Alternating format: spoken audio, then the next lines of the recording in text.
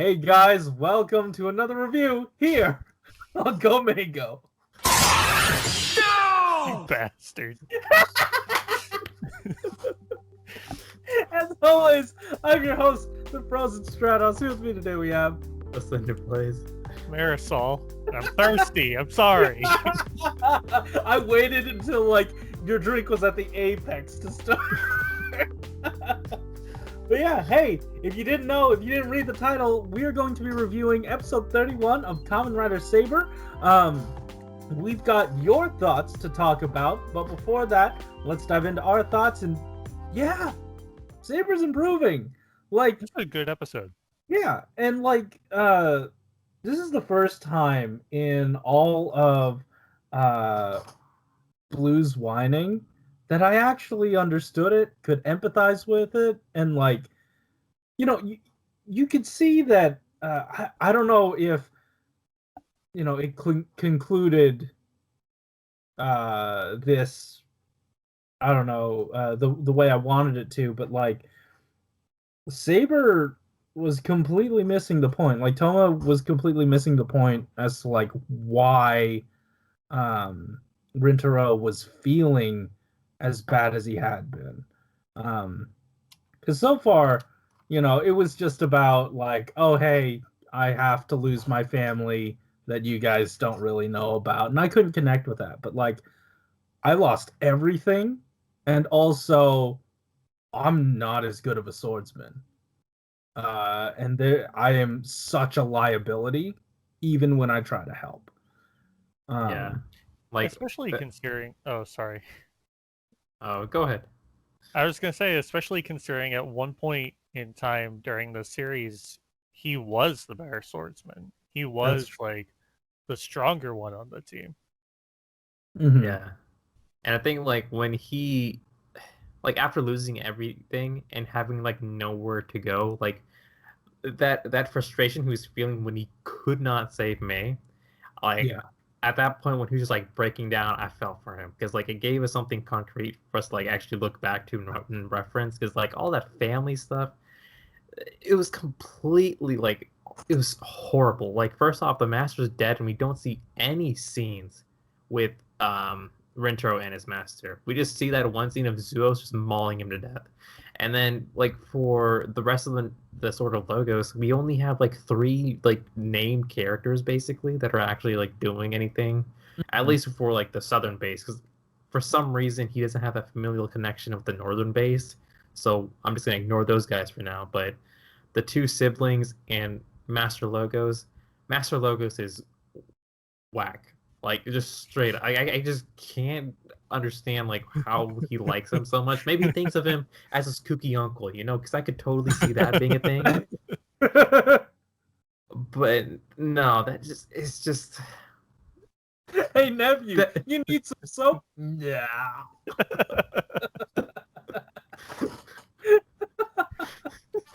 So what a kooky uncle does?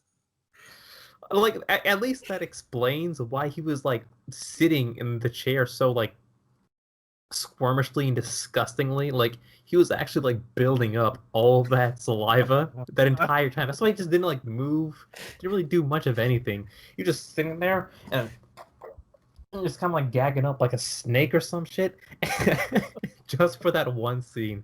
Maybe after that. What? Excuse me, what? You want to say that again? No, I'm sorry, what? Yeah, I thought so. But, oh man. So that was that. Sorry, I was going on a tangent, just ranting on stuff I've already ranted about. But overall, really, really solid stuff from Rintaro this episode. I also appreciate the way that they came together. Why I'm still not fully there is because does Saber does Toma know that he missed the point on that? Eventually it gets resolved, but it didn't feel like Toma understood. Yeah. He never understands. No, but I mean, I guess he's Hey, doing your family died? Look around you. Your family's everywhere. They're the sky. They're the earth. They're like, if that There's your works, family. if that works, why wouldn't anything work? But at least he said the thing later on, like, I'm just gonna keep believing in him. He'll be here. I'm gonna fight until he's ready. So he's supportive. Yeah. I just don't know if he understood. Yeah. I don't know. I do like that their duel was a nice sort of callback to Toma's duel with Slash, because in that duel, it had the same effect. Yeah. Toma was, I guess, feeling the emotions and the weight behind Slash's blade, and now he's carrying that on to Rintaro. He's sort of passing on, maybe not even knowingly passing it on, but he is kind of absentmindedly showing him through just their little duel. Yeah.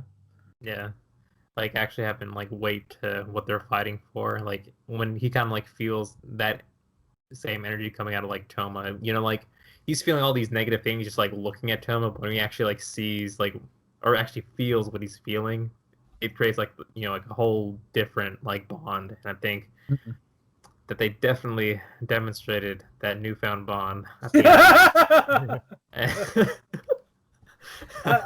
I don't know they were feeling it too. yeah, everybody was feeling it. The ship is set to sail. But you said something that like really messed me up during the Dynazenon watch along, where like the typical thing that Studio Trigger does is like put like this huge wall between two characters, and you just pointed it out like, oh yeah, do you get it? They're apart. And then I just noticed it in this episode before they went to fight each other. They're on two separate stairwells, like this thing like disconnecting them, and I'm like, oh, you get it? They're disconnected. They're not on the same page. And then at the end, when they fought each other, the divide is gone, and now they can be happy again. When they fought each other and made love. Yeah, that's Can't true. forget that crucial step. When they crossed swords. Yeah. The symbolism was not subtle. Yeah, I think they're having a lot of fun with that one. I think it like I've seen like some of the behind the scenes stuff with some of the actors for Saber, and they're just kind of like posting like random Instagram stuff. And like what was it? I think there was like pictures of Zuos and Rintaro like shirtless, kind of like facing off with each other, and as they got closer and closer, and you can feel the tension between them. And they took that and they followed through with it in this episode. Like Zuos is just like so happy, just doing backflips for the sake of doing backflips, and I was just like, oh my god, that was just like. When he's flexing like he does, it makes him so much better of a character.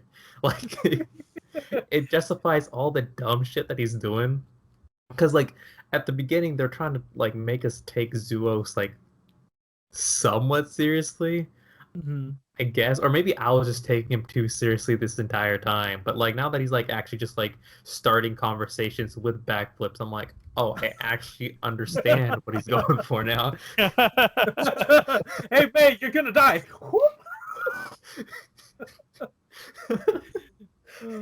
And you can see him like revving up for that one, like right as the camera's panning to that scene. Beautiful stuff. Beautiful stuff.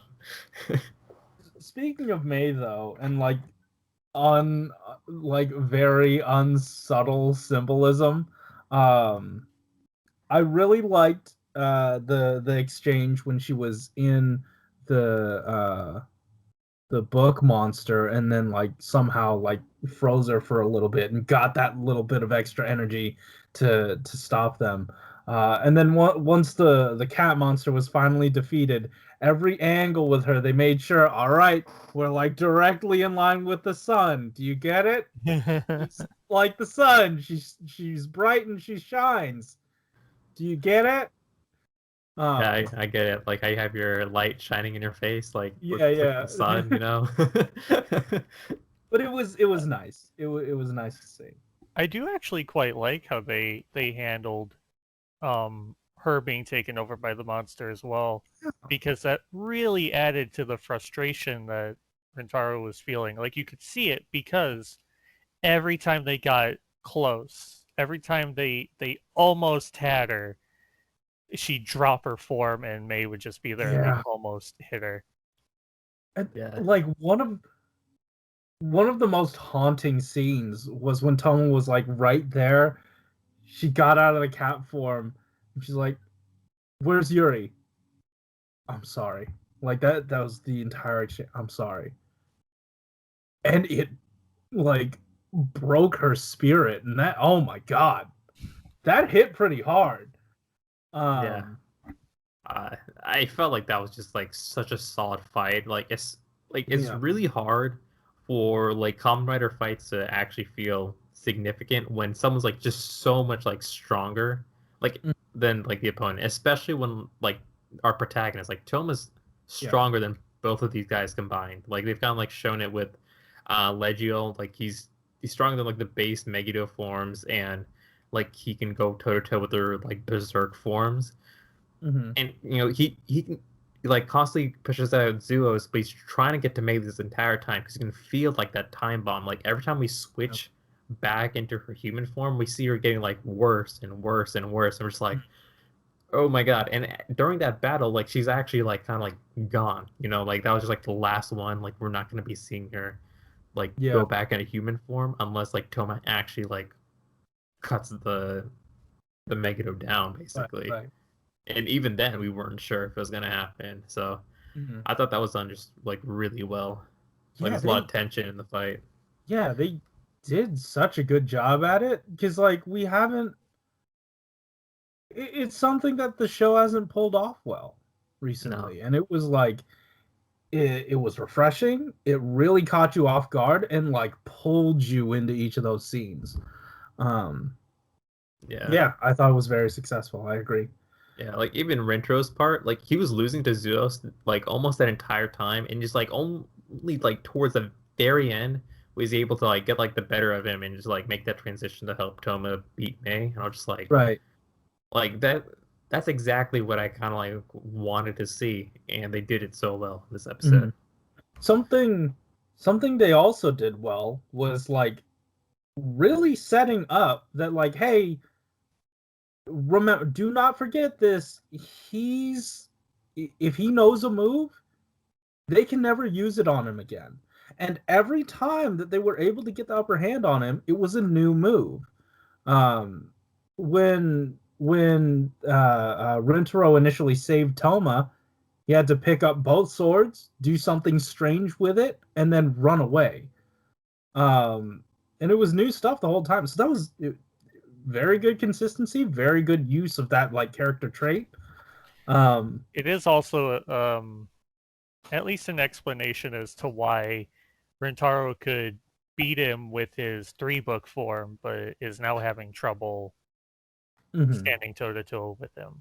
Right. Because yeah, and to what he was saying, like he wasn't improving as a swordsman. It felt like he had stagnated, but then you see him progress throughout the episode, like not necessarily learning new things, but trying new things, and those ending up working.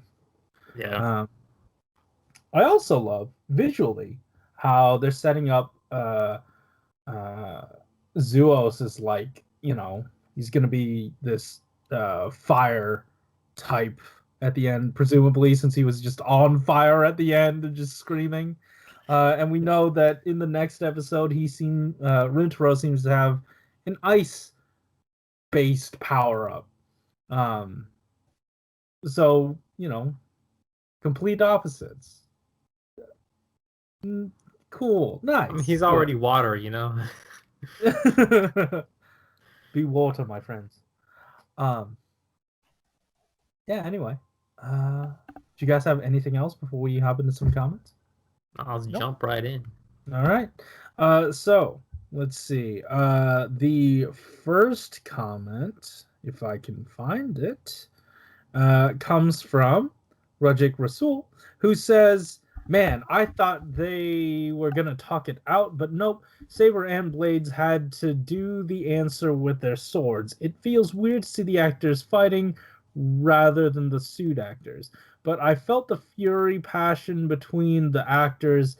When they cross swords, out of all the pics for your thumbnail, you had to pick Master Logo's saliva mouth. Gives me the creeps.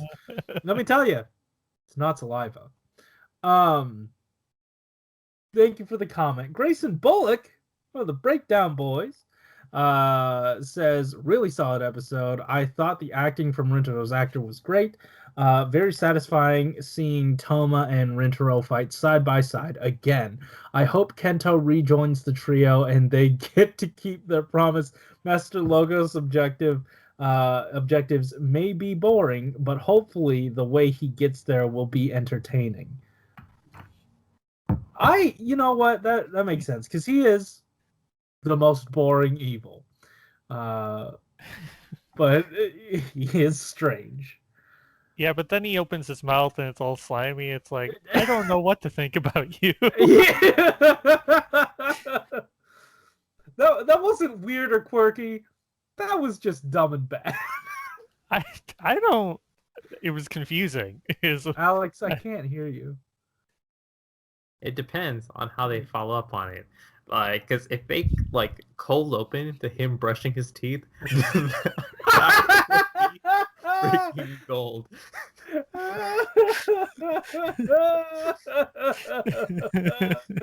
And not just like a quick 5 seconds, like the whole 2 minutes.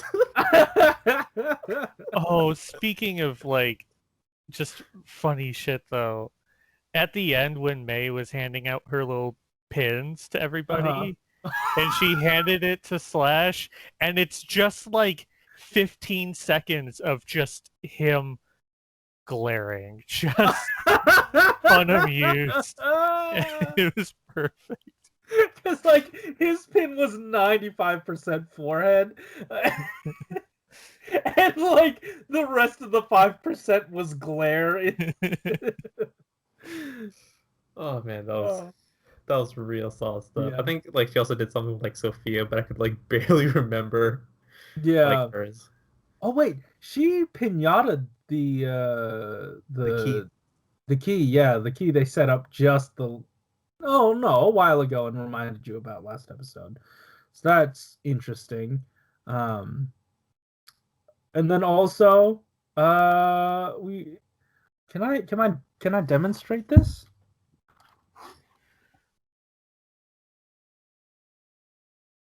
He's standing in the background, far away. No, spot him. Oh, okay.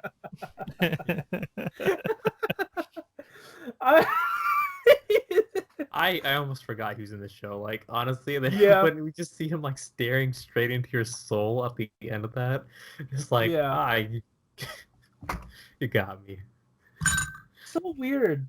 He's looking on as like another discrepancy in time. Huh. Should I do something about it? Maybe not. At this point, your plan isn't working. You might as well Yeah. just join the squad. They got eclairs, they got pins. Probably not That's for right. you right now, but you know. They do have one for him, so. Oh, okay. That's good. Yeah. You didn't see it in the little. Nope. Wasn't paying attention. Sure. Yeah, anyway, thank you guys for those comments. Did you two have anything else before we got the hell out of here and Aresol and I go back to playing some Fortnite?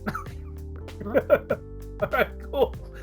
So guys, thank you so much for watching. If you liked the episode, hit the like button and subscribe if you want to hear more from us each week. Tell us in the comments down below what you thought about our thoughts about your thoughts about this episode. And while you're down there, there are links in the description to some Zenkaija merch that I made, as well as, and more importantly, some links to how you can help support the Black Lives Matter movement and resources for the hashtag Stop Anti-Asian Hate. All those and more in the description down below. Thank you so much for watching. Keep it. Yep. See ya. Bye. Ah, you're on time this time. Yeah. Did we not read any comments? What? What We we read did? two. Oh, then I really wasn't paying attention. Holy shit! That just went by like in a flash. I was like waiting for you to say something, and you just didn't. I was like, whoa.